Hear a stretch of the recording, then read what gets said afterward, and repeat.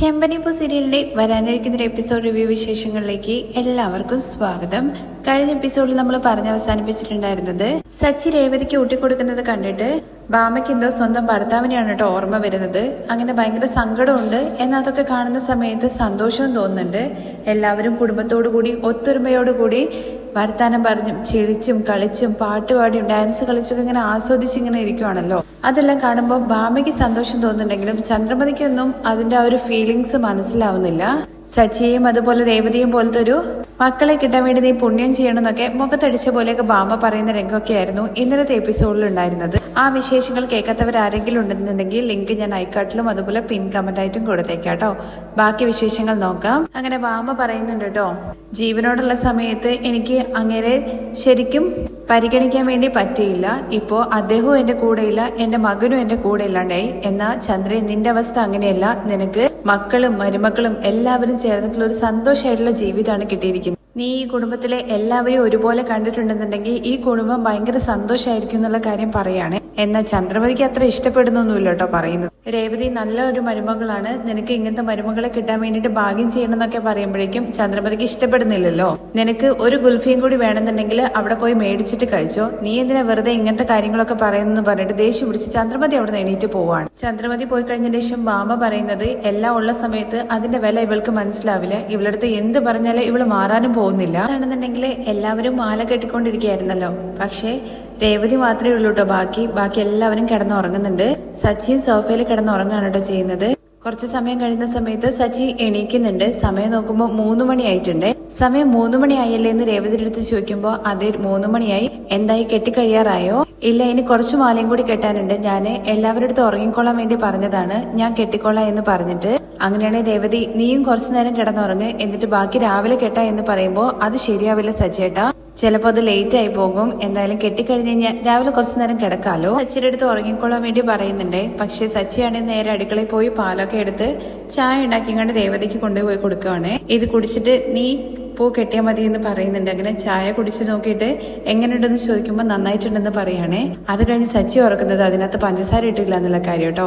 അയ്യോ, ഞാൻ പഞ്ചസാര ഇടാൻ വേണ്ടി മറന്നുപോയി. ആ ഉറക്കപ്രാന്തിലാണേ സച്ചി. അത് കുഴപ്പമില്ല, സച്ചിയേട്ടന്റെ സ്നേഹം കരുതലൊക്കെ ഇതിലുണ്ടല്ലോ, അതുകൊണ്ട് മധുരം ഇട്ടില്ലെങ്കിലും കുഴപ്പമില്ല എന്ന് പറയണേ. കുഴപ്പമില്ല, ഞാൻ ഇട്ടിട്ട് കൊണ്ടുവരാന്ന് പറയുമ്പോൾ വേണ്ട സച്ചിയേട്ടാ എന്ന് പറയാണേ. അങ്ങനെ ചായ കുടിച്ചുകൊണ്ടിരിക്കുന്നുണ്ട് രേവതി. അതേസമയം നമ്മുടെ സച്ചിയാണെന്നുണ്ടെങ്കിൽ ആകെ ടയേർഡായിട്ട് ഇങ്ങനെ ഉറക്കം ശരിയാവാത്തതിന്റെ ഒരു അവസ്ഥയിൽ ഇങ്ങനെ ഇരിക്കുമ്പോൾ സച്ചിയേട്ട ഉറങ്ങിക്കോ എന്ന് പറയുകയാണേ രേവതി. വേണ്ട, നീ പൂ കെട്ടി കഴിഞ്ഞതിന് ശേഷം ഞാൻ ഉറങ്ങുന്നുള്ളൂ എന്ന് പറഞ്ഞിട്ട് രേവതിക്ക് കാവലായിട്ട് അവിടെ ഇരിക്കുകയാണ്. ബാക്കി ചേച്ചിമാരൊക്കെ കിടന്നുറങ്ങുവാണേ. തുടർന്ന് പിറ്റേ ദിവസം രാവിലെയാണ് കേട്ടോ കാണിക്കുന്നത്. മാലയെല്ലാം കെട്ടിക്കഴിഞ്ഞിട്ട് വണ്ടി വന്നു, അതിനകത്ത് മാല കയറ്റിക്കൊണ്ടിരിക്കുകയാണ്. അതേസമയം ഡ്രൈവർ ആണെന്നുണ്ടെങ്കിൽ ഭയങ്കര ഫോണിൽ സംസാരമാണ്. ഇവൻ ആരോടാണോ ഇത്രയും നേരമൊക്കെ സംസാരിക്കുന്നത്? അവൻ അവന്റെ ഭാര്യയോടായിരിക്കും സംസാരിക്കുന്നത്. നിങ്ങൾക്ക് എന്താ സച്ചിയേട്ടാന്ന് ചോദിക്കുകയാണ് രേവതി. കല്യാണം പോലും കഴിക്കാത്ത അവനാണോ ഭാര്യ എന്ന് ചോദിക്കുകയാണ് നമ്മുടെ സച്ചി. അങ്ങനെയാണെങ്കിൽ അവന് ഇഷ്ടപ്പെട്ട ആരെങ്കിലും ആയിരിക്കും, അവര് സംസാരിക്കട്ടെ, അല്ലാതെ സച്ചിയേട്ടനെ പോലെ എപ്പോഴും ചീത്ത വിളിച്ചുകൊണ്ടിരിക്കുകയാണോ ചെയ്യുക? ഓഹോ, അപ്പൊ ഇന്നലെ രാത്രി നിനക്ക് ഞാൻ ചായ ഉണ്ടാക്കി തന്ന കാര്യങ്ങളൊക്കെ കുറിച്ചൊക്കെ നീ മറന്നു എന്ന് ചോദിക്കുമ്പോൾ ഇല്ലല്ല, ഞാൻ മറന്നിട്ടൊന്നുമില്ല, നിങ്ങൾ വേഗത എടുത്തു വെക്കി, സമയമാവുന്നു എന്ന് പറഞ്ഞിട്ട് മാല ഇങ്ങനെ പെട്ടിയിലാക്കി വെച്ചിരിക്കുകയാണ്. അതെല്ലാം ഓരോന്നോരോന്ന് കയറ്റുന്നുണ്ട് കേട്ടോ വണ്ടിയിൽ. അതേസമയം നമ്മുടെ ആന്റണിയുടെ ആൾക്കാരാണെന്നുണ്ടെങ്കിൽ ഇത് കണ്ടുകൊണ്ട് കുറച്ചങ്ങോട്ട് മാറി നിൽക്കുന്നുണ്ട്. മാലയൊക്കെ കയറ്റി കഴിഞ്ഞതിന് ശേഷം ആ ഡ്രൈവർ ഫോണിൽ ഇങ്ങനെ സംസാരിച്ചുകൊണ്ടാണ് ഓർഡർ കൊടുത്തു കഴിഞ്ഞാൽ ഞാൻ ഉടനെ തന്നെ ബീച്ചിൽ വരാം, പോവാം മോളെ എന്നൊക്കെ പറഞ്ഞിട്ട് ഭയങ്കര ഒലിപ്പിയൊരു സംസാരമാണ് കേട്ടോ. അപ്പോഴേക്ക് സച്ചി പറയുന്നുണ്ട് എടാ പോവാനായി എന്നുള്ള കാര്യം. ആ സർ ഇപ്പൊ തന്നെ പോയെന്ന് പറയുന്നുണ്ട്. അത് കഴിഞ്ഞ് വീണ്ടും ആ പൂവൊക്കെ കെട്ടിവെച്ചിരിക്കുന്നുണ്ടല്ലോ, അത് എടുത്തിട്ട് 2 പൂവ് മാല ഇങ്ങനെ കയ്യിൽ പിടിച്ചുകൊണ്ട് സച്ചി ഫോട്ടോ എടുക്കാൻ വേണ്ടി പറയുന്നുണ്ട് കേട്ടോ. ഇതിന്തിനപ്പോൾ ഫോട്ടോ എടുക്കുന്നതെന്ന് സച്ചിയുടെ അടുത്ത് രേവതി ചോദിക്കുമ്പോൾ ഇപ്പോൾ 500 മാലയുടെ വലിയൊരു ഓർഡറല്ലേ കിട്ടിയത്, ഇനിയിപ്പോൾ എപ്പോഴാണ് ഇങ്ങനത്തെ ഒരു ഓർഡർ കിട്ടുക എന്നുള്ള കാര്യം അറിയില്ലല്ലോ, അതുകൊണ്ട് ഒരു ഓർമ്മയ്ക്ക് വേണ്ടിയിട്ടാന്ന് പറയണേ.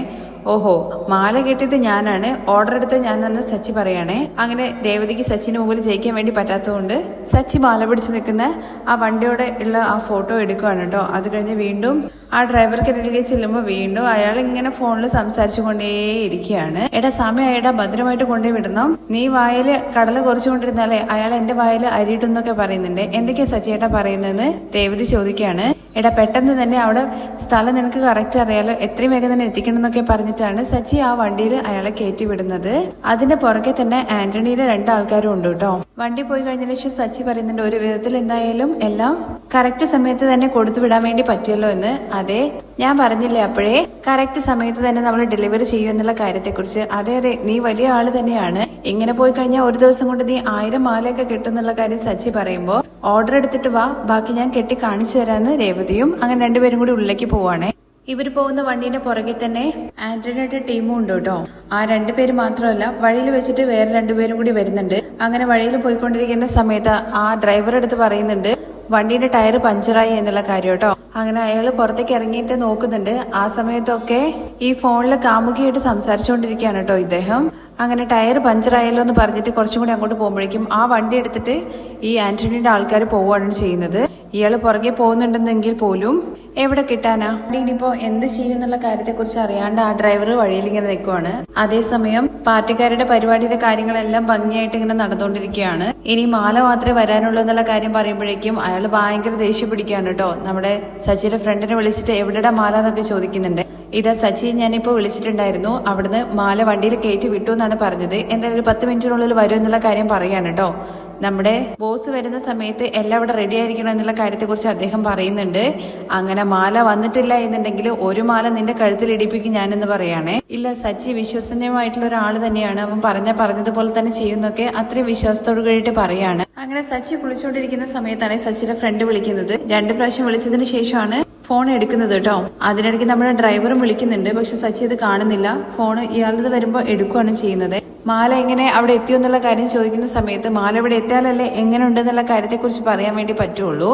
ഓ, അപ്പൊ ഇവിടുന്ന് പോകുന്ന സമയം വെച്ച് നോക്കുവാണെന്നുണ്ടെങ്കിൽ അവിടെ എത്തേണ്ട സമയമായല്ലോ എന്ന് സച്ചി ചോദിക്കുമ്പോൾ ഇതുവരെ എത്തിയിട്ടില്ല എന്ന് പറയണേ. ചിലപ്പോൾ ട്രാഫിക് എന്തെങ്കിലും ആയിരിക്കും. 10 മിനിറ്റിനുള്ളിൽ എത്തുന്നുള്ള കാര്യം പറഞ്ഞെങ്കിൽ എടാ നീ മാല കറക്റ്റ് സമയത്ത് എത്തിച്ചിട്ടില്ലെങ്കിൽ അയാൾ എന്റെ കഴുത്ത് വെട്ടി മാല ഇടുന്നുള്ള കാര്യം പറയാണേ. നീ പേടിക്കൊന്നും വേണ്ടടാ, എന്തായാലും എത്തുന്നു പറഞ്ഞിട്ട് ഞാനൊന്ന് അന്വേഷിക്കട്ടെ എന്ന് പറഞ്ഞിട്ട് ഫോൺ വെക്കാനുണ്ട് സച്ചി. ഫോണിൽ സംസാരം കേട്ടുകൊണ്ട് രേവതി അങ്ങോട്ടേക്ക് വന്ന് ചോദിക്കുന്നുണ്ട് കേട്ടോ എന്ത് പറ്റിയെന്ന്. മണ്ഡപത്തിൽ നിന്ന് കോള് വന്നു, പക്ഷെ മാല ഇതുവരെ അവിടെ എത്തിയില്ല എന്നാണ് അവർ പറയുന്നത്. ഇത്ര നേരമായിട്ട് എത്തിയില്ലേ? അത് തന്നെ എനിക്ക് മനസ്സിലാവാത്തത് സച്ചി. എന്തായാലും അവരൊന്ന് ഫോൺ ചെയ്ത് നോക്കാൻ വേണ്ടിയിട്ട് രേവതി പറയാണ്. ഫോൺ ചെയ്യാൻ കേട്ടോ. ഡ്രൈവർ എടുത്ത ഉടനെ തന്നെ സച്ചിയേട്ടാ എന്ന് പറഞ്ഞിട്ട് ഭയങ്കര സങ്കടത്തോടൊരു കൂടി വിളിക്കുന്നുണ്ട്. എടാ നീ എവിടെയാണ് ഇവിടെ ഉള്ളത്? മണ്ഡപത്തിൽ നിന്ന് കോള് വന്നല്ലോ, മാല ഇതുവരെ എത്തിയില്ല എന്നുള്ള കാര്യം പറഞ്ഞുകൊണ്ട് നിനക്ക് ഞാൻ ലൊക്കേഷനൊക്കെ കറക്റ്റ് ആയിട്ട് തന്നെയല്ലേ അയച്ചു തന്നത്. വഴി നിനക്ക് അറിയില്ലെന്ന് ചോദിക്കുമ്പോ വഴിയല്ല സച്ചിയേട്ടാ, അതിന് മാല വേണ്ടേ? നീ എന്താ പറയുന്നത്? മാലയോട് കൂടിയിട്ട് വണ്ടി ആരോ എടുത്തോണ്ട് പോയി സച്ചിയേട്ടാ, നീ കളിപ്പിക്കലടാ എന്നുള്ള കാര്യം സച്ചി പറയുമ്പോ സത്യമാണ് ഞാൻ പറഞ്ഞത്. എന്റെ വണ്ടി തന്നെ പോയി എന്ന് പറയുമ്പോ വണ്ടി പോയതാണോടാ ഇപ്പൊ വലിയ കാര്യം? മാല അവിടെ എത്തിയിട്ടില്ലെങ്കിൽ അവന്മാരെന്നെ കൊല്ലും. ചേട്ടാ 2 പേര് വന്നിട്ട് എന്റെ അടുത്ത് വണ്ടി പഞ്ചറാന്നുള്ള കാര്യം പറഞ്ഞു. ഞാൻ ഇറങ്ങി നോക്കുമ്പോഴേക്കും വണ്ടിയായിട്ട് അവന്മാര് പോയി എന്ന് പറയണേ. എടാ നിന്റെ അടുത്ത് ഞാൻ അപ്പോഴേ പറഞ്ഞതില്ലേ വണ്ടി വിട്ടിട്ട് പുറത്തേക്ക് ഇറങ്ങരുത് എന്നുള്ള കാര്യത്തെക്കുറിച്ച്. നീ ഇപ്പൊ എവിടെയാണോ ഉള്ളതെന്നുള്ള കാര്യം ചോദിക്കുമ്പോൾ സ്ഥലത്തിന്റെ പേര് പറഞ്ഞു കൊടുക്കുന്നുണ്ട്. എന്തായാലും ഞാൻ വരടാ എന്ന് പറഞ്ഞ് ഫോൺ വയ്ക്കുമ്പോഴേക്കും എന്താ പ്രശ്നം രേവതി ചോദിക്കുന്നുണ്ട്. മാലയോട് കൂടിയിട്ട് വണ്ടി ആരോ എടുത്തോണ്ട് പോയി എന്നുള്ള കാര്യം പറയണേ. മാല എന്തിനാ എടുത്തോണ്ട് പോയത്? അത് അറിയില്ല രേവതി, ഞാനും അത് തന്നെയാണ് നോക്കുന്നത്. ഞാൻ കൂടെ വരാന്ന് രേവതി പറയുമ്പോൾ ഞാൻ ഇവിടെ പോയിട്ട് അന്വേഷിക്കണം എന്നുള്ള കാര്യം അറിയാതെയാണ് ഞാൻ നടക്കുന്നത്. അതുകൊണ്ട് സച്ചിയുടെ ഞാനും പറഞ്ഞത് ഞാൻ വരാം എന്ന്. എന്നാ വാ എന്ന് പറഞ്ഞിട്ട് രേവതിയും കൂടിയിട്ട് സച്ചി അവിടെ നിന്ന് ഇറങ്ങുവാണ്. അത് കഴിഞ്ഞ് മാലയുമായിട്ട് ഒരു ഡ്രൈവർ പോകുന്നുണ്ടല്ലോ വണ്ടി അടിച്ചുകൊണ്ട്. അവനാണെന്നുണ്ടെങ്കിൽ ആന്റണിയെ വിളിച്ചിട്ട് വിവരം അറിയിക്കാണ് കേട്ടോ. മാല കറക്റ്റായിട്ട് പൊക്കി എന്നുള്ള കാര്യത്തെക്കുറിച്ച് നീ എന്തെങ്കിലും രീതിയിൽ ഉഴപ്പോ എന്നുള്ളൊരു സംശയം എന്നോട് ഉണ്ടായിരുന്നു. എന്തായാലും കറക്റ്റ് സമയത്ത് തന്നെ നീ എടുത്തല്ലോ. ആ സച്ചി വിവരം അറിഞ്ഞോ എന്നുള്ള കാര്യം ചോദിക്കുമ്പോൾ അവരാരും കണ്ടിട്ടില്ല എന്ന് പറയണേ. എന്തായാലും ഈ സമയത്തിനുള്ളിൽ സച്ചി അറിഞ്ഞിട്ടുണ്ടാവും. ഉടനെ തന്നെ ആരംഭിക്കും സെർച്ച് ചെയ്യാൻ വേണ്ടിയിട്ട്. ഓക്കെ, ഈ മാല എന്താ ചെയ്യേണ്ടതെന്നുള്ള കാര്യം അദ്ദേഹം ചോദിക്കുന്നുണ്ട് കേട്ടോ ആന്റണിയുടെ അടുത്ത്. മാല എന്താ ചെയ്യേണ്ടത്? മാല കൊണ്ടുപോയിട്ട് മാർക്കറ്റിൽ വിറ്റാലോ എന്നുള്ള കാര്യം ചോദിക്കുമ്പോൾ നീ എന്താടാ കട തുടങ്ങിയിട്ട് അവിടെ മാല വിൽക്കാൻ വേണ്ടി നിന്നോ? എടാ പൊട്ടാ, മാർക്കറ്റിൽ കൊണ്ടുപോയി വിൽക്കുന്ന സമയത്ത് രേവതിക്ക് അറിയുന്ന ആൾക്കാരുണ്ട്. വേറെ എന്താ ചെയ്യേണ്ടതെന്നുള്ള കാര്യം ആന്റണിയുടെ അടുത്ത് ചോദിക്കുമ്പോൾ മാല എവിടെയെങ്കിലും കൊണ്ടുപോയിട്ട് വേസ്റ്റിൽ കൊണ്ടുപോയി നശിപ്പിച്ച് കളയടാ. വേസ്റ്റിൽ എവിടെയെങ്കിലും കൊണ്ടുപോയിട്ടിട്ട് മാലയെല്ലാം നശിപ്പിച്ച് കളയാനാണ് കേട്ടോ പറയുന്നത്. എന്തായാലും ഇന്നത്തോട് കൂടിയിട്ട് അയാള് സച്ചിയുടെ കാര്യത്തിൽ ഒരു തീരുമാനമാക്കിക്കോളെന്ന് പറയാണേ. അങ്ങനെ സച്ചിൻ രേവതിയും കൂടി ചേർന്നിട്ട് ഓട്ടോയില് ഡ്രൈവർ അരികിലേക്ക് എത്തുന്നുണ്ട് കേട്ടോ. എടാ നീ എന്തിനാണ് വണ്ടിയിൽ നിന്ന് പുറത്തേക്ക് ഇറങ്ങിയെന്നുള്ള കാര്യം ചോദിക്കുമ്പോൾ ടയർ പഞ്ചറാന്നുള്ള കാര്യം പറഞ്ഞപ്പോ നോക്കാൻ വേണ്ടി ഇറങ്ങിയതാണ്. എടാ ലൂസേ, വണ്ടി ഓടിക്കുന്ന സമയത്ത് അറിയില്ല ടയർ പഞ്ചറാണോ ഇല്ലയോ എന്നുള്ള കാര്യത്തെക്കുറിച്ച്. നീ ഫോണിൽ സംസാരിച്ചുകൊണ്ടിരുന്നിട്ടുണ്ടാവും, അതുകൊണ്ടാണ്. ചേട്ടാ എന്റെ വണ്ടി പോയി കഴിഞ്ഞു കഴിഞ്ഞാല് എന്റെ അച്ഛൻ എന്നെ കൊല്ലും. വണ്ടി പോയി കഴിഞ്ഞു കഴിഞ്ഞാല് എന്റെ അച്ഛൻ എന്നെ കൊല്ലും. എങ്ങനെങ്കിലും സച്ചേട്ട എന്നെ രക്ഷിക്കുക എന്നുള്ള കാര്യമാണ് കേട്ടോ അയാള് സച്ചിയുടെ അടുത്ത് പറയുന്നത്. അങ്ങനെ രേവതി ചോദിക്കുന്നത് എന്തിനായിരിക്കും മാല എടുത്തോണ്ട് പോയി എന്നുള്ള കാര്യത്തെക്കുറിച്ചാണ്. ഒരു ബന്ധവും ഇല്ലാതെ ഒരു പക്ഷേ വണ്ടി എടുത്തോണ്ട് പോയായിരിക്കും അവരുടെ ലക്ഷ്യം. എടാ നീ ഡ്യൂ ഒക്കെ കറക്റ്റായിട്ട് കെട്ടുന്നില്ലേ വണ്ടിയുടെ എന്ന് ചോദിക്കുമ്പോൾ അതൊക്കെ അച്ഛൻ കറക്റ്റായിട്ട് കെട്ടുന്നുണ്ട്. വരുന്ന വഴിയിൽ വണ്ടി എവിടെയെങ്കിലും തട്ടിയോന്ന് ചോദിക്കുന്നുണ്ടേ. ഇല്ല, അതൊന്നും സംഭവിച്ചിട്ടില്ല. നീ ആരുടെന്തെങ്കിലും കടം മേടിച്ചിട്ടുണ്ടെന്ന് സച്ചി ചോദിക്കുന്നുണ്ടേ. അതും ഇല്ല ചേട്ടാ, എനിക്കൊക്കെ ആരാ കടം തരുവോ? എൻ്റെ അച്ഛൻ ഈ കാര്യത്തെക്കുറിച്ച് അറിഞ്ഞു കഴിഞ്ഞാൽ എന്നെ കൊല്ലുന്നതാണ് കേട്ടോ അയാൾ പറയുന്നത്. എന്താണെന്നറിയില്ല സച്ചിയുടെ, നാളെ എനിക്ക് വലിയൊരു ലോങ് ട്രിപ്പ് ഉണ്ട്, എങ്ങനെയെങ്കിലും എന്റെ വണ്ടി കണ്ടെത്തി താന്നാണ് കേട്ടോ അദ്ദേഹം പറയുന്നത്. ഇനി ഏതെങ്കിലും മോഷ്ടാക്കളായിരിക്കോ ഈ വണ്ടി എടുത്തോണ്ട് പോയെന്ന് രേവതി ചോദിക്കുമ്പോൾ, അത് നിർത്തിയിട്ട വണ്ടികളൊക്കെ അല്ലേ ആരെങ്കിലും എടുത്തോണ്ട് പോവാ, റോഡിൽ ഓടിക്കൊണ്ടിരിക്കുന്ന വണ്ടി ആരെങ്കിലും മോഷ്ടിച്ചുകൊണ്ട് പോവോ? കറക്റ്റ് സമയത്ത് മണ്ഡപത്തിലേക്ക് മാല പോയിട്ടില്ലെങ്കിൽ പ്രശ്നമാവില്ലേ, കല്യാണം മുടങ്ങില്ലേ എന്നുള്ള കാര്യങ്ങളെ കുറിച്ചൊക്കെ രേവതി ചോദിക്കുമ്പോൾ അയാൾ അറിഞ്ഞു കഴിഞ്ഞാൽ ആകെ പ്രശ്നമാകും. ഒരുപാട് തവണ കറക്റ്റ് സമയത്ത് തന്നെ സാധനം എത്തിക്കണം എന്ന് അദ്ദേഹം പറഞ്ഞതാണ്. ഇനിയിപ്പോ എന്താ സച്ചിയുടെ ചെയ്യുന്ന രേവതി ചോദിക്കുന്നുണ്ട്. ചേട്ടാ, എന്റെ വണ്ടി എന്നുള്ള കാര്യം വീണ്ടും അദ്ദേഹം പറയുമ്പോഴേക്കും കൈ വങ്ങിട്ട് പറയുന്നത്, മിണ്ടി പോരുത്, നിന്റെ ഒറ്റ ഒരാളുടെ ശ്രദ്ധ കൊണ്ട് മാത്രമാണ് ഇപ്പൊ ഇങ്ങനെ സംഭവിച്ചിരിക്കുന്നത്. എന്തായാലും ഇവിടുന്ന് വണ്ടി കൊണ്ടുപോയിട്ട് 20 മിനിറ്റല്ലേ ആയുള്ളൂ, സിറ്റിക്കുള്ളിൽ തന്നെ ഉണ്ടാകും വണ്ടി, എന്തായാലും നമ്മുടെ കണ്ണിൽ പെടുന്നു പറയാണേ. ചേട്ടാ, ഞാനും കൂടി വരാം എന്നുള്ള കാര്യം അദ്ദേഹം പറയുമ്പോൾ, നീ ചെയ്തത് തന്നെ ധാരാളം എന്ന് പറഞ്ഞിട്ട് സച്ചിയും രേവതിയും കൂടിയാണ് വണ്ടി കയറി പോകുന്നത്. പോയിക്കൊണ്ടിരിക്കുന്ന സമയത്ത് ആ വണ്ടിക്കാരനുമായിട്ട് എന്തെങ്കിലും പ്രശ്നമുണ്ടോ, എന്തായിരിക്കും കാര്യം എന്നൊന്നും അറിയില്ലല്ലോ, അവനിനി ആരെങ്കിലുമായിട്ട് പ്രശ്നം ഉണ്ടാക്കി ഒന്നുമുള്ള കാര്യം അറിയില്ലല്ലോ എന്നൊക്കെ പറഞ്ഞുകൊണ്ടാണ് സച്ചി വണ്ടി ഓടിക്കുന്നത്. അങ്ങനെ എന്താ കാര്യം എന്ന് സച്ചി അറിയാത്തോണ്ട് ഓരോ കാര്യങ്ങൾ പറയുന്നതിനിടയ്ക്ക് രേവതി ചോദിക്കുന്നത്, ഇനി സച്ചിയേട്ടൻ ആരുടെടുത്തെങ്കിലും പോയിട്ട് പ്രശ്നം ഉണ്ടാക്കിയോ എന്നുള്ള കാര്യത്തെക്കുറിച്ചാണ്. പിന്നെ ഞാൻ എപ്പോഴും ഓരോരുത്തരായിട്ട് പ്രശ്നം ഉണ്ടാക്കലല്ലേ എനിക്ക് പണി, ഇനിയിപ്പോ എന്താ ചെയ്യേണ്ടതെന്നുള്ള കാര്യം നോക്കാം. അങ്ങനെയാണെങ്കിൽ നമുക്ക് പോലീസിൽ കംപ്ലൈന്റ് ചെയ്താലോ എന്നുള്ള കാര്യത്തെക്കുറിച്ച് രേവതി ചോദിക്കുമ്പോൾ, ഇനി ആകെ 1 മണിക്കൂർ സമയം മാത്രമേ ഉള്ളൂ, അതിനിടയ്ക്ക് പോലീസിന്റെ അടുത്തൊന്നും പോയിട്ട് ഒരു കാര്യമില്ല, എന്തായാലും ഈ റൂട്ടിൽ തന്നെയായിരിക്കും വണ്ടി പോയിട്ടുണ്ടാവുക, ഉടനെ തന്നെ നമ്മുടെ കണ്ണിൽ പെടുകയും ചെയ്യും. പോയിക്കൊണ്ടിരിക്കുന്ന സമയത്ത് നമ്മുടെ സച്ചിയുടെ ഫ്രണ്ടിന്റെ ഫോണിൽ നിന്നാണ് കോള് വരുന്നത്. പറയട നൻപ എന്ന് പറയുമ്പോൾ, ഞാൻ നൻപനല്ലടാ, നിന്റെ കാലനാന്ന് പറയാൻ കേട്ടോ. ആരാ നിങ്ങൾ സംസാരിക്കുന്നത് സച്ചി ചോദിക്കുമ്പോൾ, 20,000 രൂപ അഡ്വാൻസ് മേടിച്ചുകൊണ്ട് പോകുന്ന സമയത്ത് നിനക്ക് ഞാൻ ആരാന്നുള്ള കാര്യം അറിയായിരുന്നല്ലോ, ഇപ്പൊ അറിയില്ലെന്ന് ചോദിക്കുമ്പോൾ, ഓ സാറാണോ സാർ, പറയൂ, ഇതുവരെ മാല എന്താ വരാത്തത്? ഒരു ചെറിയ പ്രശ്നം ഇവിടെ നടന്നു എന്നുള്ള കാര്യത്തെക്കുറിച്ച് സച്ചി പറയുമ്പോഴേക്കും, എന്ത് പ്രശ്നം എന്നുള്ള കാര്യം ചോദിച്ചിട്ട് നമ്മുടെ സച്ചിയുടെ ഫ്രണ്ടിനെ ഇങ്ങനെ അവിടെ അടിച്ചുകൊണ്ടിരിക്കുകയാണ് കേട്ടോ കൈകൊണ്ട്. ഞാൻ രാവിലെ തന്നെ മാല വണ്ടിയിൽ കയറ്റി അയച്ചതാണ്, പക്ഷേ വഴിയിൽ വെച്ചിട്ട് വണ്ടിയോടൊക്കെ മാലയും കൊണ്ടിട്ട് ആരോ പോയി എന്ന് പറയാണ് കേട്ടോ. നിങ്ങളെന്താ മാല കെട്ടി അയച്ചിരിക്കുന്നത്, സ്വർണം കൊണ്ടാണോ എന്ന് ചോദിക്കുകയാണേ, തട്ടിയെടുത്ത് കൊണ്ടുപോകാൻ വേണ്ടിയിട്ട്. മാല ഇങ്ങോട്ട് അയക്കാൻ വേണ്ടി പറഞ്ഞിട്ട് നീ എന്റെ കതില് പൂ വെക്കുകയാണോ? അല്ല സാർ, സത്യമായിട്ടാണ് പറയുന്നത്, ആരോ മാല എടുത്തോണ്ട് പോകും. അയാൾ പറയുന്നത്, മനസ്സിലായി, നീ ആരാണെന്നുള്ള കാര്യം എനിക്ക് ശരിക്കും മനസ്സിലായി സാർ, എന്താ പറയുന്നുള്ള കാര്യം എനിക്ക് മനസ്സിലായില്ല എന്ന് സച്ചി പറയുമ്പോൾ, എന്റെ എതിർകക്ഷികളിൽ നിന്ന് എത്ര പണം നീ കൈപ്പറ്റി? അയ്യോ അതൊന്നുമില്ല സാർ, സത്യമായിട്ടും ആ വണ്ടി അവര് കടത്തിക്കൊണ്ട് പോയി. ആരേലും എടുത്തോണ്ട് പോയതാണോ അതോ കടത്തുന്നത് പോലെ ഡ്രാമ കാണിക്കുകയാണോ? എടാ, നീ എതിർകക്ഷിയുടെ ആളല്ലേ, ഞാൻ ഒരു കക്ഷിയിലും ആളല്ലെന്ന് സച്ചി പറയുമ്പോ, കേരളത്തിൽ പിറന്ന എല്ലാവർക്കും ആദ്യത്തെ അടയാളം ആണാണോ പെണ്ണാണോ എന്നുള്ളതാണ്. രണ്ടാമത്തത് ഏത് കക്ഷിയാണെന്നുള്ളത്. നീ ഏത് കക്ഷിപ്പെട്ട ആളാണെന്നുള്ള കാര്യം തെളിവായിട്ട് മനസ്സിലായി. വരുന്ന ഇലക്ഷനിൽ എനിക്ക് സീറ്റ് തരാൻ വേണ്ടി പോകുന്നത് മനസ്സിലാക്കിക്കൊണ്ട് അത് ഇല്ലാതാക്കാൻ വേണ്ടിയിട്ട് നിങ്ങൾ എല്ലാവരും കൂട്ടത്തോടു കൂടി ചേർന്ന് പ്ലാൻ ചെയ്തതല്ലേ? അങ്ങനെയൊന്നുമില്ല, നിങ്ങൾ വലിയ എന്തോ കാര്യങ്ങളൊക്കെയാണ് ചിന്തിക്കുന്നത്, നിങ്ങൾ പറയുന്നൊന്നും എനിക്ക് മനസ്സിലാവുന്നുമില്ല. ഞാൻ സ്ഥാനാർത്ഥിയായിട്ട് വരുമോ എന്നുള്ള കാര്യം എതിർകക്ഷികൾ ഭയന്നു, അതാണ് കാര്യം. എന്റെ രാഷ്ട്രീയ ഭാവി തകർക്കാൻ വേണ്ടിയിട്ട് നിങ്ങൾ പ്ലാൻ ചെയ്യാണല്ലേ, അതില് ഒരുത്തൻ നീയാണല്ലേ. ഇപ്പോഴാണ് ഞാൻ ആ കാര്യത്തെക്കുറിച്ച് ഓർത്തതെന്നുള്ള കാര്യം പറയുമ്പോൾ, ഞാൻ അങ്ങനെയൊന്നും വിചാരിച്ചിട്ട് പോലും ഇല്ല, നിങ്ങൾ എന്തോ തെറ്റായിട്ട് മനസ്സിലാക്കി വെച്ചിരിക്കുകയാണ്. അങ്ങനെയാണെന്നുണ്ടെങ്കിൽ നിങ്ങൾ പണം തന്ന സമയത്ത് തന്നെ ഞങ്ങൾക്ക് ഓടി രക്ഷപ്പെട്ടാൽ പോരായിരുന്നു. പൂ മേടിച്ചിട്ട് രാത്രി എന്റെ ഭാര്യയും അതുപോലെ തന്നെ ഒരുപാട് ആൾക്കാരും കൂടി ചേർന്ന് ഉറക്കം ഒഴിഞ്ഞും പൂ കെട്ടിയതാണ്. ഇതൊക്കെ ഞാൻ വിശ്വസിക്കണമെന്നാണോ നീ ഈ പറയുന്നത്? അവസാന നിമിഷം മാല ഡെലിവറി ചെയ്യാതെ വരുന്ന ആളുടെ മുമ്പിൽ എന്നെ അപമാനിക്കാൻ വേണ്ടിയിട്ടല്ലേ നീ ഇങ്ങനെയൊക്കെ ചെയ്തത്? നിന്റെ ഫ്രണ്ട് എന്റെ കൂടെ തന്നെ ഉണ്ട്, എടാ സംസാരിക്കുന്നു പറയുമ്പോ, എന്താ സച്ചി പെട്ടെന്ന് തന്നെ മാല കൊടുത്തു വിടുക എന്നുള്ള കാര്യം പറയാണേ. എടാ, എന്റെ കയ്യിലുണ്ടായിരുന്നെങ്കിൽ ഞാൻ ഉറപ്പായിട്ടും കൊടുത്തു വിടില്ലായിരുന്നോ? അത് കഴിഞ്ഞ് അവസാനമായിട്ട് ആ സ്ഥാനാർത്ഥിയാവാൻ വേണ്ടി പോകുന്ന ആള് പറയുന്നത്, നിനക്കിനി 1/2 മണിക്കൂർ സമയം തരാം, അതിനുള്ളിൽ 500 മാല ഇവിടെ വന്ന് ചേരണം, ഇല്ലെങ്കിൽ 2 മാല ഞാൻ വാങ്ങും, ഒന്ന് നിനക്കും ഒന്ന് നിന്റെ ഫ്രണ്ടിനും. ആ മാല വാങ്ങിയിട്ട് ഞാൻ നിന്റെ അരികിലേക്ക് തേടി വരുന്നും കൂടി സച്ചിയുടെ അടുത്ത് പറയാണ് എന്ന് പറഞ്ഞിട്ടാണ് അവര് ഫോൺ വെക്കുന്നത്. ശേഷം സച്ചിയുടെ അടുത്ത് ചോദിക്കുന്നുണ്ട്, എന്താ സച്ചിയുടെ അയാൾ പറഞ്ഞെന്നുള്ള കാര്യം. ഞാൻ എതിർകക്ഷിക്കാരനാണെന്നും അതുകൊണ്ട് ലാസ്റ്റ് മിനിറ്റിലെ മാല കൊടുത്തയച്ചില്ല എന്നൊക്കെയാണ് അയാൾ പറയുന്നത്. അതിന് സച്ചേട്ടന് ഒരു കക്ഷിയിലും ഇല്ലല്ലോ, അത് അയാൾക്ക് പറഞ്ഞിട്ട് മനസ്സിലാവണ്ടേ. എന്തായാലും ഒരു കാര്യം മനസ്സിലായി, അവർക്ക് ഇഷ്ടപ്പെടാത്ത എതിർകക്ഷികൾ ആരോ ആണ് ഈ ഒരു പണി ഒപ്പിച്ചത്. എന്തൊരു കഷ്ട സച്ചേട്ട, അവരുടെ പ്രശ്നത്തിൽ നമ്മൾ തന്നെ പെട്ടുപോയല്ലോ. ഇനിയിപ്പോ എന്താ ചെയ്യാ? 1/2 മണിക്കൂറാണ് അവർ തന്നിരിക്കുന്ന സമയം, അതിനുള്ളിൽ എങ്ങനെയെങ്കിലും കണ്ടെത്തണം. അങ്ങനെ വണ്ടിയിൽ രണ്ടുപേരും കയറി പോകുന്നുണ്ട്. കുറച്ചു ദൂരം പോയി കഴിഞ്ഞതിന് ശേഷം വണ്ടി നിർത്തുവാണ് കേട്ടോ. ഇങ്ങനെ എത്ര ദൂരം വെച്ചിട്ട് എങ്ങോട്ടാ പോവുക? അവര് വണ്ടി എടുത്തിട്ട് എവിടെയെങ്കിലും മറച്ചു വെച്ചിട്ടുണ്ടെന്നുണ്ടെങ്കിലോ മറച്ചു വെക്കാനാണെന്നുണ്ടെങ്കിൽ വണ്ടി എടുത്തോണ്ട് പോകേണ്ട കാര്യമുണ്ടോ? ഒരുപക്ഷെ അവര് പറഞ്ഞതുപോലെ അവരെ മനഃപൂർവ്വം നാണം കെടുത്താൻ വേണ്ടിയിട്ടായിരിക്കുമെങ്കിലോ വണ്ടി എടുത്തോണ്ട് പോയത്. അത് തന്നെയായിരിക്കും, അല്ലാതെ വേറെ എന്താ കാരണം? എന്തായാലും അവരുടെ കാര്യത്തിൽ നമ്മൾ പെട്ടുപോയി എന്നുള്ള കാര്യത്തെക്കുറിച്ച് പറയുന്നുണ്ട് സച്ചി. ഇനി കിട്ടും എന്നുള്ള കാര്യം എനിക്ക് പ്രതീക്ഷയില്ല എന്ന് പറയുമ്പോഴേക്കും രേവതി പറയുന്നത്, ഇങ്ങനെ പ്രതീക്ഷ കൈവിട്ടിട്ട് സംസാരിക്കില്ല സച്ചിയാണ്. കാശ് പോയത് പോട്ടെ എന്ന് വിചാരിക്കാം, പക്ഷെ നിങ്ങളൊക്കെ ഉറക്കം ഒഴിഞ്ഞും കണ്ട് രാത്രി കഷ്ടപ്പെട്ടിട്ടല്ലേ മാല കിട്ടിയത്. ആ അധ്വാനത്തിന് ഫലമില്ലാണ്ട് പോയെന്ന് പറയുമ്പോൾ സത്യസന്ധമായിട്ട് അധ്വാനിക്കുകയാണെന്നുണ്ടെങ്കിൽ അതിന് എന്തായാലും ഫലം കിട്ടും. സച്ചിയേട്ടൻ മനസ്സ് തളർത്തല്ലേ. നമുക്ക് നോക്കാം. എന്തായാലും ആരെങ്കിലും ആ വണ്ടി ഏത് വഴിയാ പോയെന്നുള്ള കാര്യം കണ്ടിട്ടുണ്ടാവില്ലേ? നീ എന്താ പറഞ്ഞത്? ആരെങ്കിലും കണ്ടിട്ടുണ്ടാവില്ലേ? നമുക്ക് ചോദിച്ചു നോക്കിയാലോ. ഇത് കേൾക്കുമ്പോൾ സച്ചിക്ക് ഒരു ഐഡിയ തോന്നുകയാണേ. എന്തായാലും നമ്മൾ ഒറ്റയ്ക്ക് തെരഞ്ഞിട്ട് കാര്യമില്ല. സിറ്റിയിൽ പലയിടങ്ങളിലായിട്ട് നമ്മുടെ ചെക്കന്മാർ വണ്ടി ഓടിക്കുന്നുണ്ടാവല്ലോ, അവരുടെ അടുത്ത് വണ്ടിയെ കുറിച്ചിട്ട് നോക്കാൻ വേണ്ടി പറഞ്ഞാൽ മതിയല്ലോ. അവരെന്തായാലും അവരുടെ കണ്ണിൽ പെട്ടിട്ടുണ്ടാവുമല്ലോ എന്ന് പറയുമ്പോൾ അതിന് അവർക്ക് എങ്ങനെ ഈ വണ്ടിയെ കുറിച്ച് അറിയുന്നത്? വണ്ടിയുടെ നമ്പർ അയച്ചു കൊടുത്താൽ പോരെ? പോകുന്ന സമയത്ത് നമ്മൾ വണ്ടിയോട് ചേർന്നിട്ട് ഫോട്ടോ എടുത്തിട്ടില്ലായിരുന്നോ? ആ ഫോട്ടോ അയക്കാം. നമ്മുടെ ഡ്രൈവേഴ്സിന്റെ ഒരു ഗ്രൂപ്പ് ഉണ്ട്, അതില് മെസ്സേജ് അയച്ചു കഴിഞ്ഞ് കഴിഞ്ഞാൽ ബാക്കിയുള്ളവരും കൂടി തേടില്ലേ.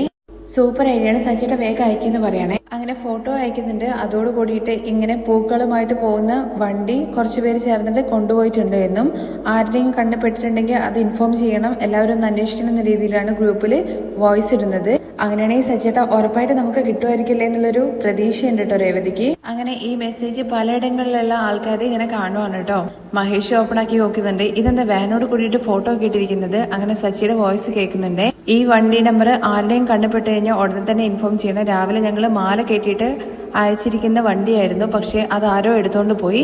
എന്താണ് ഇത്? വേഗം കയറട എന്ന് പറഞ്ഞിട്ട് മഹേഷ് കൂടെ ഫ്രണ്ടിനെയും കൂട്ടിയിട്ടാണ് പോകുന്നത്. ഡ്രൈവേഴ്സ് എല്ലാവരും ആ വോയിസ് കേൾക്കുന്നത് കാണിക്കുന്നുണ്ട് കേട്ടോ. ഓട്ടോ ഡ്രൈവേഴ്സും കാർ ഓടിക്കുന്ന ആൾക്കാരും എല്ലാവരും ഉണ്ട് ആ ഗ്രൂപ്പിനകത്ത്. അവരെല്ലാവരും ഈ മെസ്സേജ് വായിക്കുന്നുണ്ട്.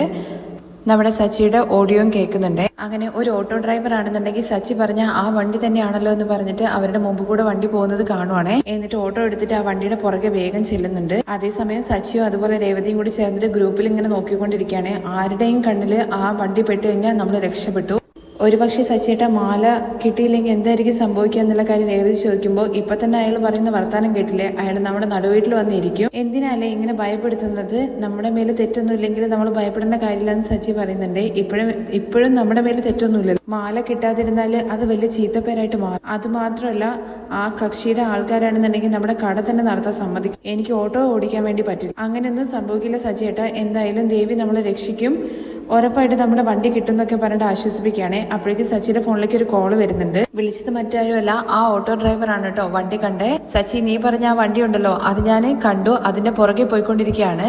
ആണോടാ, എവിടെയുള്ളതെന്ന് ചോദിക്കുമ്പോൾ ഞാൻ ലൈവ് ലൊക്കേഷൻ അയച്ചു തരാം എന്ന് പറഞ്ഞിട്ട് അദ്ദേഹം അയച്ചു കൊടുക്കുന്നുണ്ട്. അങ്ങനെ സച്ചിയും അതേ റൂട്ടിലേക്ക് പോവാണ്. സച്ചി രേവതിയും കൂട്ടിയിട്ടാണ് കേട്ടോ പോകുന്നത്. എന്തായി എന്നുള്ള കാര്യം ചോദിക്കുമ്പോൾ വണ്ടി കണ്ടു, രേവതി വേഗം കണ്ടി കയറുന്നു പറഞ്ഞിട്ടാണ് പോയിക്കൊണ്ടിരിക്കുന്നത്. അങ്ങനെ ആ വണ്ടിന്റെ പുറകെ സച്ചി മാത്രമല്ല കേട്ടോ, കുറെ ഓട്ടോക്കാരും കാറും എല്ലാം കൂടിയിട്ടാണ് ആ വണ്ടിന്റെ പുറകെ ചെല്ലുന്നത്. അങ്ങനെ സച്ചി ഓട്ടോവുമായിട്ട് ആ വണ്ടിയുടെ മുമ്പ് കയറിയിട്ട് ബ്ലോക്ക് ചെയ്ത് വെക്കുകയാണ്. ഈ വേസ്റ്റ് ഒക്കെ കൊണ്ടിടുന്ന ഒരു കുറച്ച് ഉള്ളിലേക്കുള്ള ഒരു സ്ഥലത്തേക്കാണ് കേട്ടോ വണ്ടി കൊണ്ടുപോയിരിക്കുന്നത്. അങ്ങനെ കുറെ ആൾക്കാരൊന്നും താമസിക്കുന്ന സ്ഥലങ്ങളൊന്നുമല്ല, ഒരു നിരപ്പായ ഒരു സ്ഥലം. സച്ചിയാണെന്നുണ്ടെങ്കിൽ അവനിട്ട് അടിക്കുന്ന സമയത്ത് രേവതി പറയുന്നുണ്ട്, സച്ചിയുടെ മാലയെല്ലാം ഉണ്ട്, അവനെ വിട്. അവനെ അടിക്കുമ്പോഴേക്കും വേറെ രണ്ടാൾക്കാർ ചേർന്നിട്ട് വണ്ടി എടുക്കാൻ വേണ്ടി പോകുമ്പോഴേക്കും സച്ചി അവരെയും പിടിച്ചു വെക്കുന്നുണ്ട്. സച്ചിയുടെ പുറകെ വന്ന ആൾക്കാർ കുറച്ച് സമയം എടുക്കുന്നുണ്ട് കേട്ടോ അങ്ങോട്ടേക്ക് എത്താൻ വേണ്ടിയിട്ട്. ഒരുവിധം അടിയൊക്കെ കഴിയുമ്പോഴേക്കും അവരും കൂടി ചേർന്നിട്ട് അങ്ങോട്ടേക്ക് എത്തുകയാണ്. രേവതിക്കാണെന്നുണ്ടെങ്കിൽ ആകെ ടെൻഷനാവാണ്. കാരണം സച്ചിയെ അവരടിക്കുന്നുണ്ട്. 3 പേരുണ്ടല്ലോ, സച്ചിക്ക് ഒറ്റയടിക്ക് മാനേജ് ചെയ്യാൻ വേണ്ടി പറ്റുന്നില്ല. പക്ഷെ അപ്പോഴേക്കും മഹേഷും കൂട്ടരും കൂടി അങ്ങോട്ടേക്ക് എത്തുകയാണ്. സച്ചി അവരുടെ പുറകെ പോകുമ്പോഴേക്കും മഹേഷ് പറയുന്നുണ്ട് കേട്ടോ, അവരെ പിടിക്കുക എന്നുള്ളതാണ് കേട്ടോ ഇപ്പൊ പ്രധാനപ്പെട്ട കാര്യം. എത്രയും വേഗം തന്നെ മാല കറക്റ്റ് സമയത്ത് അവിടെ എത്തിക്ക്. അങ്ങനെ സച്ചി ആദ്യം വിളിക്കുന്നത് നമ്മുടെ ആ സ്ഥാനാർത്ഥി ആയിട്ട് നിൽക്കാൻ വേണ്ടി പോകുന്ന അയാളെയാണ് കേട്ടോ. സാർ, മാല കിട്ടി എന്നുള്ള കാര്യം പറയാണ് കേട്ടോ. നീ ചുമ്മാ എന്നെ വീണ്ടും കബളിപ്പിക്കാനുള്ള പരിപാടിയാണെന്ന് ചോദിക്കുമ്പോൾ സത്യമായിട്ട് ഞാൻ 10 മിനിറ്റിനുള്ളിൽ മാലയുമായിട്ട് അവിടെ എത്തിയിരിക്കുന്നു സച്ചി പറയുന്നുണ്ട്. ശരിയെന്ന് പറഞ്ഞിട്ട് അദ്ദേഹം ഫോൺ വെക്കുകയാണേ. അങ്ങനെ ഇയാൾ ഭയങ്കര ചൂടനാണെന്നുണ്ടെങ്കിലും ആകെ ടെൻഷനാണ് കേട്ടോ. മുഹൂർത്ത സമയം അടുത്തുകൊണ്ടിരിക്കുകയാണല്ലോ. ആ മാല എത്തിയിട്ടില്ലെങ്കിൽ അയാൾക്കതൊരു വലിയൊരു അപമാനമാവുമല്ലോ. മുഹൂർത്ത സമയത്ത് എത്തിയില്ലെങ്കിൽ എന്നൊക്കെ പറഞ്ഞ് ടെൻഷൻ അടിക്കുമ്പോഴേക്കും സച്ചി മാലയായിട്ട് അങ്ങോട്ടേക്ക് എത്തുന്നുണ്ട്. സച്ചി വണ്ടിയിൽ നിന്ന് ഇറങ്ങുമ്പോഴേക്കും അവനെ പിടിക്കണ എന്ന് പറഞ്ഞിട്ട് പിടിച്ചു വെക്കാണ് കേട്ടോ സച്ചിയെ കുറച്ച് പേര് ചേർന്നിട്ട്. അത് കണ്ടുകൊണ്ട് രേവതി ഇറങ്ങി വന്നിട്ട്, എന്തിനാ സച്ചിയെ പിടിക്കുന്നത്? 40 വർഷമായി ഞാൻ രാഷ്ട്രീയത്തിൽ കയറിയിട്ട് പോസ്റ്റർ ഒട്ടിക്കുന്ന പണി തുടങ്ങിയിട്ട് കുറച്ചായിട്ട് വളർന്ന് ഞാൻ ഇപ്പോഴാണ് ഈ ഒരു അവസ്ഥയിൽ എത്തിയത്. എന്നെ ഒറ്റ ദിവസം കൊണ്ട് റോഡിലേക്ക് അയക്കുന്ന അവസ്ഥയിൽ നീ പ്ലാൻ ചെയ്തു അല്ലേടാന്ന് ചോദിക്കണേ സച്ചിയുടെ അടുത്ത്. ഈ നാരിയുടെ വാക്കം കേട്ടിട്ട് നിനക്ക് ഓർഡർ തന്നില്ലേ, അത് എന്റെ തെറ്റാണ്. എതിർകക്ഷിയോട് കൂടി ചേർന്നിട്ട് എത്ര നാളായി ഈ ജോലിയൊക്കെ ചെയ്യുന്നടാ നീ? സാറേ, ഞാൻ ഒരു കക്ഷിയിൽ ആരുമല്ല, ഞാൻ സാധാരണ ഒരു ഡ്രൈവറാണ്. അറിയാതെ തെറ്റ് നടന്നു. എന്തായാലും എന്നോട് ക്ഷമിക്കണം. മാലയെല്ലാം കൊണ്ടുവന്നിട്ടുണ്ട്, ദാ വണ്ടിയിലുണ്ട്. എടാ, വണ്ടിയിൽ മാല ഉണ്ടോന്ന് നോക്കടാ എന്ന് പറഞ്ഞിട്ട് എല്ലാവരും ചേർന്ന് മാല നോക്കുവാണ്. മാല ഉണ്ടെന്നുള്ള കാര്യം മനസ്സിലായതിനു ശേഷം സച്ചിയുടെ അടുത്ത് വേറെ രീതി പറയാണ്. ഞാൻ വരട്ടിയപ്പോ നീ മാലയുമായിട്ട് വന്നല്ലേടാ, ഇത്രയും നേരം നീ കണ്ണിൽ എന്റെ കണ്ണിൽ വിരലിട്ട് കളിച്ചില്ലടാ, ഇവനെ പിന്നില് കെട്ടടാ, കല്യാണം കഴിഞ്ഞതിന് ശേഷം ബാക്കി കാര്യം നോക്കാം എന്ന് പറഞ്ഞിട്ട് സച്ചിയെ കെട്ടിയിടാൻ വേണ്ടി പോവാണ്. അപ്പോഴേക്കും രേവതി പറയുന്നുണ്ട്, അയ്യോ ഇവരെ വെറുതെ വിടണം, ഇവർക്കൊന്നും അറിയില്ല എന്ന് പറയുമ്പോഴേക്കും നീ ആരാന്ന് ചോദിക്കണേ, ഞാൻ ഇവരുടെ ഭാര്യയാണ്. ഞാനും എനിക്കറിയുന്ന ചേച്ചിമാരും കൂടി ചേർന്നിട്ടാണ് രാത്രി ഉറക്കൊഴിച്ചിട്ട് മാല കെട്ടിയത്. സത്യമായിട്ട് നിങ്ങളെ കബളിപ്പിക്കണമെന്ന് ഞങ്ങൾ വിചാരിച്ചിട്ടില്ല. നിങ്ങളെ കബളിപ്പിക്കണമെന്നുണ്ടെങ്കിൽ പിന്നെ ഞങ്ങൾ എന്തിനാണ് മാലയോട് കൂടിയിട്ട് വണ്ടി ഇങ്ങോട്ട് കൊണ്ടുവന്നതെന്ന് ചോദിക്കണേ സച്ചി. എന്നെ ഭയന്നത് കൊണ്ടല്ലേ നീ വണ്ടി മാലയുമായിട്ട് ഇങ്ങോട്ട് വന്നതെന്നുള്ള കാര്യം അദ്ദേഹം ചോദിക്കുമ്പോൾ പറഞ്ഞ വാക്ക് പാലിക്കാൻ വേണ്ടി പറ്റില്ലേ എന്നുള്ളൊരു ഭയം മാത്രമേ എനിക്കുണ്ടായിരുന്നുള്ളൂ. ഇപ്പൊ കൊണ്ടുവന്ന് തന്നിട്ടുണ്ട്, ഞാൻ ന്യായമായ രീതിയിൽ തന്നെയാണ് നടക്കുന്നത്. രാവിലെ തന്നെ ഞങ്ങള് മാലയെല്ലാം കെട്ടിയിട്ട് വണ്ടി ഇങ്ങോട്ട് അയച്ചതാണ്. പക്ഷെ വഴിയിൽ വെച്ചിട്ട് ഡ്രൈവറെ കബളിപ്പിച്ചും കൊണ്ട് ആരോ വണ്ടി എടുത്തോണ്ട് പോയി. അപ്പം അയാൾ ചോദിക്കുന്നുണ്ട്, നിങ്ങൾ സത്യം തന്നെയാണോ പറയുന്നത്? സത്യം തന്നെയാണ് പറയുന്നത്, ഒന്ന് വിശ്വസിക്കുന്ന സച്ചി പറയാണേ.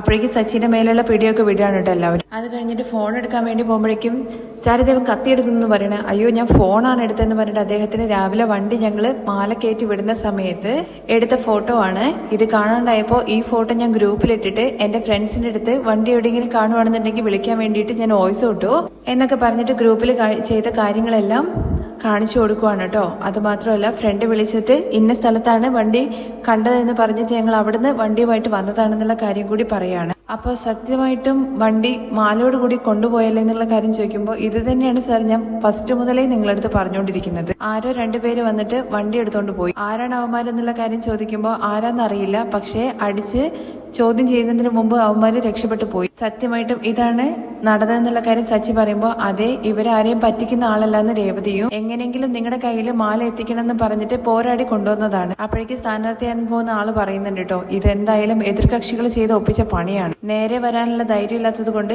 ഇങ്ങനെ ഒരു പണി ഒപ്പിച്ചു. പോട്ടെ, ഇലക്ഷൻ കഴിഞ്ഞ് കഴിഞ്ഞാൽ ഞാൻ ആരാന്നുള്ള കാര്യം കാണിച്ചു കൊടുത്തോളാം. ഇത് കേൾക്കുമ്പോൾ സച്ചി പറയുന്നുണ്ട്, എന്തായാലും ഇപ്പോഴെങ്കിലും ഞങ്ങളെ വിശ്വസിച്ചല്ലോ, അത് വലിയൊരു സന്തോഷമുള്ള കാര്യമാണ്. നിന്നെ തെറ്റിദ്ധരിച്ചു, നീ ഒന്നും മനസ്സിൽ വെക്കരുതെന്നൊക്കെ പറഞ്ഞിട്ട് സച്ചിയുടെ ഷോൾഡറിൽ ഇങ്ങനെ തട്ടുന്നൊക്കെയുണ്ട്. മാല വരാത്തത് കൊണ്ടാണ് ഞങ്ങൾ കുറച്ച് ടെൻഷനായത്. കുഴപ്പമില്ലെന്ന് സച്ചിയും പറയുന്നുണ്ട്. അത് കഴിഞ്ഞിട്ട് എടാ കൊടുക്കാനുള്ള പണം എവിടെയാണെന്നുള്ള കാര്യം ചോദിക്കുകയാണ്. അങ്ങനെ ഇതാ സാറേ എന്ന് പറഞ്ഞിട്ട് പണം കൊടുക്കുന്നുണ്ട്. നിന്റെ പേരെന്താന്ന് അപ്പോഴാണ് അദ്ദേഹം ചോദിക്കുന്നത്. സച്ചി എന്ന് പറയുമ്പോൾ ഇതാ നിനക്ക് ബാക്കി തരേണ്ട പണം എന്നുള്ള കാര്യം പറയാണ്. സാർ ഇതാണ് എന്റെ ഭാര്യ, ഇവളാണ് പൂക്കടയുടെ ഓണർ, ഇവളുടെ കയ്യിൽ കൊടുത്താൽ മതി എന്ന് പറയുമ്പോൾ രേവതിയുടെ കയ്യിലേക്ക് കൊടുക്കുവാണ് പണം. സച്ചി, നീ എന്റെ മാനം കാത്തു, വേറാരെങ്കിലും ആയിരുന്നെങ്കിൽ ഈ നാട് വിട്ടു പോയേ. നീ പറഞ്ഞ വാക്ക് പാലിച്ചിട്ട് എന്റെ രാഷ്ട്രീയ ഭാവിക്ക് നീ പുതിയൊരു മാല തന്നെ ഇട്ട് തന്നു എന്ന് പറയാണ്. എനിക്ക് നിന്നെ ഒരുപാട് ഇഷ്ടമായി എന്നൊക്കെ അദ്ദേഹം പറയാണ്. അത് കഴിഞ്ഞ് വീണ്ടും ഒരു 5000 രൂപ മേടിച്ചിട്ട് ഇതാ സച്ചി, പറഞ്ഞതിനേക്കാൾ ഒരു 5000 രൂപ കൂടുതലുണ്ടെന്ന് പറയുമ്പോൾ അയ്യോ വേണ്ട, ഞങ്ങൾ അധ്വാനിച്ചതിന്റെ കൂലി മതി, അത് തന്നെ ധാരാളം എന്ന് സച്ചി പറയാണേ. ഒരു ചേട്ടൻ തരുന്ന സമയത്ത് ഒരിക്കലും വേണ്ടെന്ന് പറയരുത്,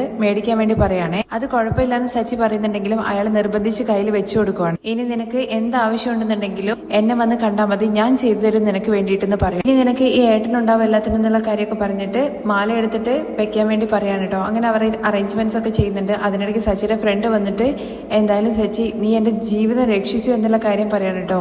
സോറിയടാ, മനഃപൂർവ്വമല്ലോ എന്നുള്ള കാര്യം പറയുമ്പോൾ എന്തായാലും സമാധാനം എല്ലാം ഓക്കെ ആയല്ലോ എന്ന് പറഞ്ഞിട്ട് അവനോടന്ന് പോവാണ്. അങ്ങനെ രേവതി സച്ചി സന്തോഷമായിട്ട് അവിടെ നിന്ന് പോകുന്നുണ്ട് കേട്ടോ. അത് കഴിഞ്ഞ് ഈ കാര്യത്തെക്കുറിച്ച് ആന്റണി അറിയാണല്ലോ. ആന്റണി ആണെന്നുണ്ടെങ്കിൽ ആ ചെയ്ത 2 ചെക്കന്മാരും ഫുൾ അടിയാണ് കേട്ടോ. എന്ത് ചെയ്യാനാണ് ബോസ്, ആ സച്ചി ഫോണിൽ മെസ്സേജ് ഇട്ടതാണെന്ന് തോന്നുന്നു. എല്ലാ ഓട്ടോക്കാരും കാറുകാരും എല്ലാവരും കൂടി ചേർന്നിട്ട് എന്നെ വന്നിട്ട് ആക്രമിക്കുന്ന രീതിയിലാണ് വണ്ടി പിടിച്ചുകൊണ്ട് പോയെന്ന് പറയാണേ.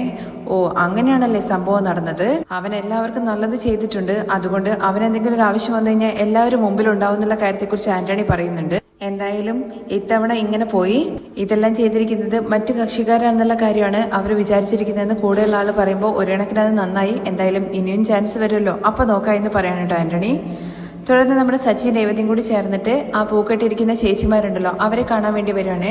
സച്ചിയും രേവതിയും കണ്ട ഉടനെ തന്നെ എന്തൊക്കെയോ പ്രശ്നമായി എന്നുള്ള കാര്യമാണല്ലോ അറിഞ്ഞത്. എന്തായെന്ന് ചോദിക്കുമ്പോൾ അങ്ങനെ വണ്ടി കൊണ്ടുപോയ കാര്യങ്ങളെക്കുറിച്ചൊക്കെ അവരുടെ അടുത്ത് പറയാൻ കേട്ടോ. പക്ഷേ എല്ലാം കൈയോടുകൂടി തന്നെ പിടിച്ചു. അത് എതിർകക്ഷികൾ ആരൊക്കെയോ ചെയ്ത പണിയാണെന്നും എല്ലാം ഓക്കെ എന്നുള്ള കാര്യത്തെക്കുറിച്ച് സച്ചിൻ പറയുന്നുണ്ട്. ആദ്യം ചേച്ചിമാരെ നിങ്ങൾക്കാണ് നന്ദി പറയേണ്ടത് എന്നുള്ള കാര്യം സച്ചി പറയുമ്പോൾ ഞങ്ങൾക്ക് എന്തിനാ നന്ദി പറയുന്നത്, ഇങ്ങനെ ഓർഡർ വന്നു കഴിഞ്ഞ് കഴിഞ്ഞാൽ 10-20 ആൾക്കാരെ കൂട്ടിയിട്ട് മാത്രമേ ജോലി ചെയ്യിപ്പിച്ചിട്ട് മാല കൊടുക്കാൻ വേണ്ടി പറ്റുള്ളൂ. എന്നാൽ നിങ്ങൾ ചേച്ചിമാരെല്ലാവരും കൂടി ചേർന്നിട്ട് ഒറ്റയടിക്ക് കേട്ടി തീർത്തില്ല. രേവതി കൊടുക്കുന്ന പറയുമ്പോൾ സച്ചിയേട്ടൻ കൊടുക്കുന്ന പറയണം. മാറി മാറി അങ്ങോട്ട് കൊടുക്കാൻ വേണ്ടി പറയുമ്പോൾ ചേച്ചിമാർ ചോദിക്കുന്നുണ്ടേ നിങ്ങൾ എന്താ അങ്ങോട്ടും ഇങ്ങോട്ടും പറയുന്നതെന്ന്.